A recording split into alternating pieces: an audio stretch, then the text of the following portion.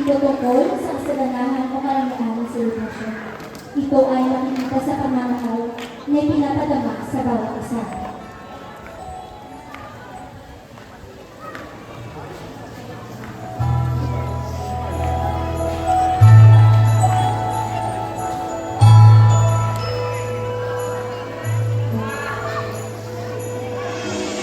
Sa lahat ng nagdaan, kasiyahan mo pa lumputan. Always there for each other, kinaya natin together.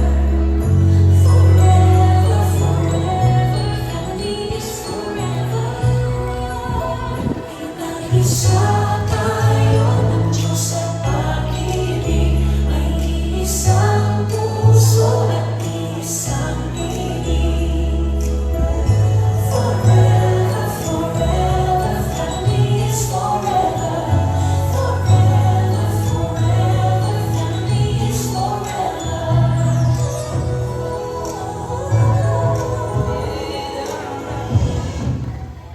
Masaya ang Pasko kapag kasama ang pamilya. Tahanang puno ng tawanan habang nagsasabit ng paroy. May ingay sa paghahanda ng pagkain sa kusina. Mga alakhak ng mga batang sabik sa paparating na Noche Buena. Iba ang saya ng Pasko kapag buo ang pamilya. Ngunit, paano naman ang mga pamilyang hindi magkakasama? Tahanang kulang ang miyembro ng pamilya na sa ibang bansa, nagtatrabaho, nagsasakripisyo para sa pamilya. Sa bawat gabing malamig, ramdam ang lungkot sa dibdib ng magulang na umuli sa anak. Ngayon din ang anak na tanging init ng yakap lamang ng magulang ang tanging hiling.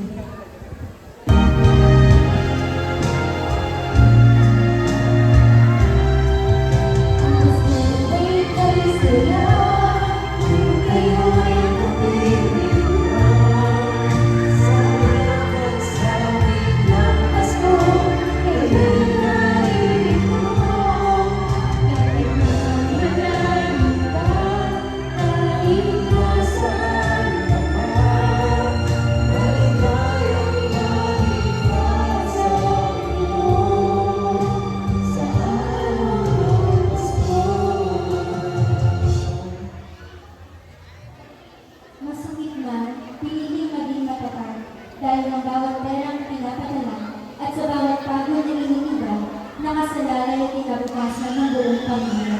Malungkot man ang kanilang Pasko, ngunit punong-puno sila ng pagmamahal at pag-asa dahil kailanman, hindi mapuputol ng distansya o layo ang pag-ibig at pag-uunawaan ng bawat member. Ngunit sa kabilang banda, habang may pamilyang hindi magkakasama, meron din mga taong walang tahanan at walang matatawag na pamilya.